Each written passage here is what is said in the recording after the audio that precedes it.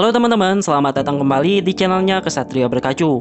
Di video kali ini kita akan menceritakan alur cerita film yang berjudul Ini adalah film yang kental dengan unsur ilmu hitam asal Indonesia, yaitu santet. Film ini mengisahkan tentang dendam dukun santet yang kehilangan putrinya yang mencari pekerjaan di Korea Selatan. Dukun santet dari Indonesia kemudian datang ke Korea untuk mencari putrinya. Ia bertekad membalas dendam pada pemilik dan pimpinan perusahaan dengan cara mengendalikan ribuan mayat manusia. Nah, apakah semua orang bisa selamat dari serangan ini? Dan apakah aksi balas dendam si dukun bisa dihentikan? Mari kita simak video ini sampai selesai.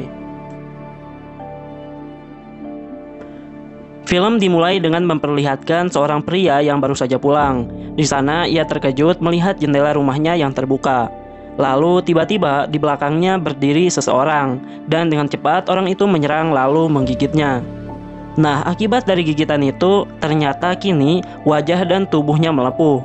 Lalu kemudian ia pun tewas secara mengenaskan. Kemudian diikuti dengan hancurnya tubuh orang yang menyerangnya tadi.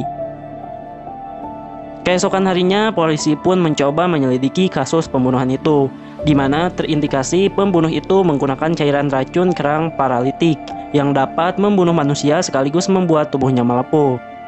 Namun anehnya setelah diotopsi, ternyata pelakunya adalah orang yang telah mati 3 bulan yang lalu, yaitu seorang mayat yang kembali hidup. Scene lalu berpindah. Di stasiun radio terlihat seorang reporter bernama Sojin sedang mempromosikan buku terbarunya bertema perdukunan. Lalu tiba-tiba masuklah sebuah telepon dari seorang pria yang mengaku sebagai pelaku pembunuhan sebelumnya, di mana ia menggunakan mayat yang dijampi-jampi agar bergerak sendiri dan melakukan aksi pembunuhan sesuai perintahnya. Tak hanya itu, orang itu juga meminta izin untuk melakukan wawancara dengan lokasi yang akan dikirim langsung ke ponsel si reporter, di mana tepat pada jam 2 siang pelaku akan datang ke tempat tersebut dengan harapan banyak orang yang menonton wawancara itu. Setelah itu, Sojin pun akhirnya bergegas untuk kembali ke kantornya, di mana di sana temannya senang karena beritanya kini viral. Setelah itu, Sojin pun diperkenalkan dengan seorang wanita bernama Jessie, di mana Jessie ini merupakan seorang kameramen yang akan magang di kantor mereka. Pada akhirnya, atas bantuan Tuan Kim In, mereka pun kini mendapatkan informasi bahwa korban pembunuhan itu adalah peneliti di Segol Farmasi. Sementara pembunuhnya adalah seorang mayat, sesuai dengan keterangan penelpon misterius di stasiun radio sebelumnya. Tak hanya itu, ternyata baju yang dikenakan para mayat bertuliskan kode P_M001. Kemudian, mayat itu juga memiliki tato pada lengan kanannya, di mana tato itu merupakan sebuah mantra. Tak lama kemudian, Ketua Polisi Jung datang beserta suami dari reporter Sojin, di mana suaminya ini sangat khawatir dengan wawancara yang akan dilakukan istrinya besok. Bahkan, ia sempat melarangnya agar tidak melanjutkan wawancara tersebut. Lalu pada malam harinya, Sojin yang sedang istirahat teringat dengan seorang gadis bernama Juna, yang bisa mengirimkan santet dan kutukan apapun yang mengerikan sesuai dengan yang dia inginkan. Hingga akhirnya Juna memutuskan untuk menyegel roh jahat dalam dirinya agar tidak ada korban selanjutnya. Namun pada saat itu secara tiba-tiba lampu pun mati dan datanglah orang misterius yang langsung menyerang Sojin. Lalu setelah itu muncullah Juna. Dan ternyata semua bayangan tadi hanyalah mimpi Sojin, di mana bayangan Juna dan kejadian aneh akhir-akhir ini selalu terbayang sampai ke mimpinya.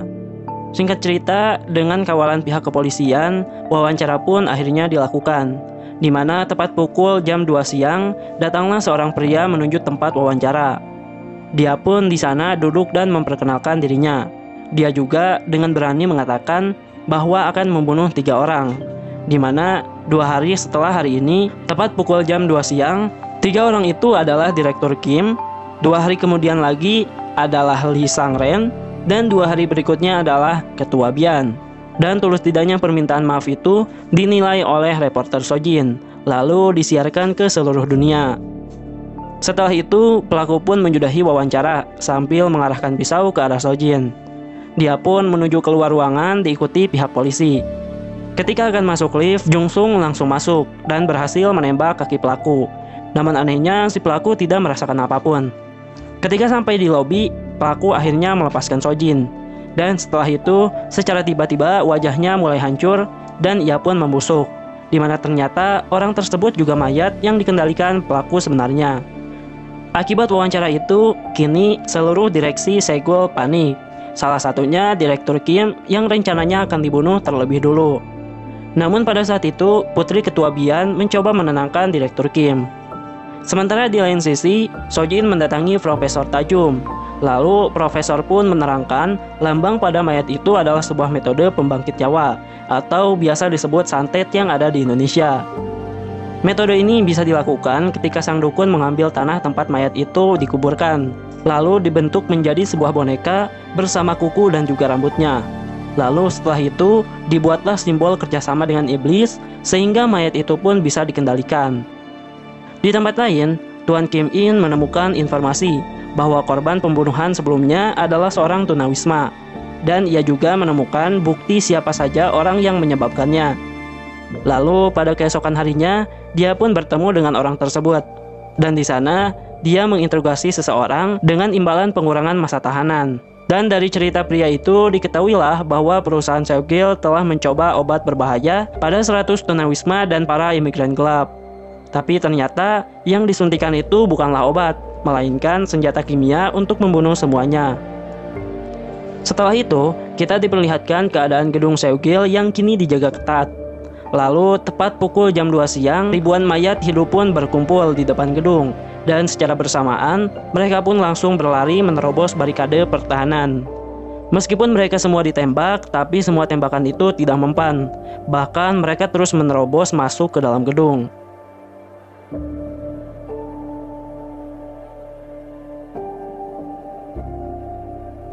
Menyadari Direktur Kim dalam bahaya, Jung Sung mencoba mengevakuasinya. Namun sayang, mayat hidup itu tetap menyerang mereka semua. Dan sesuai janji sebelumnya, kini Direktur Kim pun mati dalam penyerangan itu. Sementara Jung Sung dirawat di rumah sakit karena tangannya melepuh. Kemudian, Profesor Takjum memberitahu mereka semua bahwa tangan yang melepuh itu bukan karena racun, melainkan karena ilmu santet. Dan satu-satunya cara untuk menyembuhkan luka itu adalah dengan meminta si dukun untuk mencabut santetnya. Di sini juga, Profesor mengatakan jika satu-satunya cara untuk menghentikan mayat hidup itu adalah dengan memutuskan tangannya yang terdapat simbol mantra tersebut. Lalu kemudian, setelah interogasi sebelumnya, Tuan Kim In mendapatkan informasi baru, di mana sebulan setelah pembunuhan massal tadi, datang seorang pria dari Asia Tenggara pada orang yang ia interogasi sebelumnya. Dan orang itu mencari anaknya yang merupakan salah satu korban dalam pembunuhan itu. Lalu kemudian, dari Direktur Kim, mereka mendapatkan data orang yang ikut uji klinis tadi, tapi tidak ada orang Indonesia di dalamnya. Setelah itu, Sojin sadar jika salah satu cara membangkitkan mayat itu adalah dengan tanah tempat mayat itu mati, maka lokasi dukun itu kemungkinan besar ada di bekas uji klinis dilakukan. Kemudian, mereka pun membagi dua tim untuk menuju gedung. Sementara Tuan Kim In mencari data keluarga yang mengikuti uji klinis. Sesampainya di gedung itu, mereka menemukan sebuah simbol. Dan ketika akan kembali, tiba-tiba datanglah mayat hidup dan menyerang mereka semua. Untung saja bisa dihentikan setelah menembak simbol pada tangannya. Namun setelah itu, datang lagi mayat hidup yang lebih banyak. Sehingga Sojin pun kini tertangkap. Lalu pada saat menegangkan itu, datanglah Zuna dan mengalahkan mayat itu. Saat berlari, kini mereka kembali terdesak. Kemudian, Zuna pun membuat mantra pelindung untuk Sojin. Sementara ia bertarung dengan mayat-mayat itu, hingga akhirnya bisa mengalahkan semuanya. Hari berikutnya, Tuan Li yang ketakutan memutuskan untuk bunuh diri. Ini artinya target dukun itu selanjutnya adalah Ketua Bian. Di sini, Ketua Bian yang ketakutan pun meminta wawancara secepatnya pada Sojin. Lalu di sana, ia pun merekam permintaan maaf Ketua Bian. Di sana, Sojin pun menyuruh Ketua Bian meminta maaf atas kematian 100 orang akibat uji klinis perusahaannya. Namun, Ketua Bian pun menyangkalnya. Tak lama kemudian, Sojin menerima pesan dari Tuan Kim In jika salah satu imigran yang ikut uji klinis adalah Jesse. Jadi, dukun santet itu merupakan kerabat dekat dari Jesse. Lalu kemudian, di sini, roh Jesse pun langsung mengamuk setelah melihat sikap tak serius dari Ketua Bian. Bahkan, ia menyerang siapapun secara membabi buta dan berniat membunuh kepala Bian. Sementara itu, Zuna, Profesor Kim, dan para polisi kembali lagi memeriksa gedung tadi. Dan di sana, mereka kembali melihat simbol mantra sebelumnya. Di sini, Zuna pun secara berani mencoba menghapus simbol mantra itu. Sehingga dengan hal itu, tabir penghalang yang menghalangi ruangan di baliknya pun kini terbuka. Dan di dalam, mereka pun menemukan bahwa dukun santet itu ternyata adalah ayah dari Jessie. Dan setelah berhasil melumpuhkan mayat penjaga dukun itu, Zuna pun menghampiri si dukun. Akhirnya, dengan segala kekuatannya, Zuna bisa menyentuh wajah dukun itu. Sehingga dengan hal itu juga, dia bisa menghentikan Jessie yang selangkah lagi akan membunuh ketua Bian. Lalu kemudian, putri dari ketua Bian meneteskan sebuah racun dan memotong jari tangan mayat Jessie. Kemudian, menggoreskannya pada wajah sang ayah. Sehingga dengan hal itu, ayahnya pun kini tewas secara mengenaskan. Dan ternyata semua hal itu ia lakukan agar dia bisa menguasai perusahaan ayahnya. Meskipun awalnya dia sempat berpura-pura menangis, tapi Sojin menyadari bahwa itu adalah tangisan palsu, karena ternyata mikrofon wawancara tadi belum dimatikan, dan adegan pembunuhan itu tersiar langsung di media sosial. Akhirnya, setelah kejadian itu, dia pun ditangkap atas tuduhan pembunuhan. Tapi di akhir film, putri ketua Bian itu dibebaskan karena bukti yang kurang cukup. Lalu pada saat itu, tiba-tiba datanglah Sojin dan juga Zuna. Mereka meminta putri ketua Bian meminta maaf atas 100 orang yang telah mereka bunuh. Namun, jika ia tidak mau, maka hanya dengan sebuah kunci mobil, foto, dan juga nama asli, Zuna akan membunuh dia dengan mematahkan setiap sendi pada tubuhnya.